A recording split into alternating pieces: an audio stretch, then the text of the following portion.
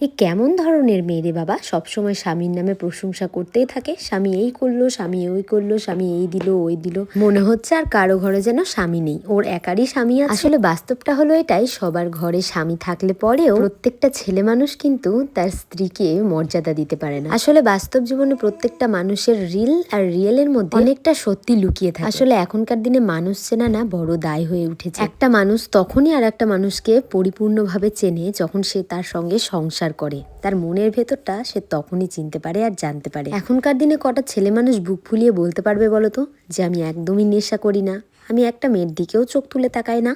পারবে না, আমি বলছি পারবে না। আসলে সবার কাছে মিথ্যে বলে রেহাই পেলেও নিজের স্ত্রীর কাছে কখনো মিথ্যে বলে লুকিয়ে রাখা যায় না। দিন শেষে সেই ছেলেটাই স্ত্রীর চোখে চোখ রেখে কথা বলতে পারে, যেই পুরুষ মানুষটার চোখে থাকে শুধু স্ত্রীর জন্য আর পরিবারের জন্য ভালোবাসা। তবে এখনো আমাদের সমাজ সেই ছেলেটাকেই কাপুরুষ বলে পরিচিত করে, যেই ছেলেটা তার বউকে ক্লান্ত দেখে তার হাতে হাত লাগিয়ে তার কাজে সাহায্য করে, যে তার বউকে ভালোবেসে খাইয়ে দিতে নেয়, যে ছেলেটা তার বউকে সময় দেওয়ার জন্য ঘুরতে নিয়ে যায়, যে তার ভালোবাসার মানুষটার জন্য পছন্দ করে হাতে করে কোনো জিনিস কিনে আনে, অথবা ক্লান্ত সেই স্ত্রীকে দেখে বলে বাচ্চাকে আমাকে দাও, তুমি একটু আরাম করে নাও, আমি ওকে ঘুরিয়ে আনছি বা আমি ওকে একটু খাইয়ে দিচ্ছি। কারা বলো তো সেই ছেলেগুলোকে বউয়ের ভাড়ুয়া বলে থাকে?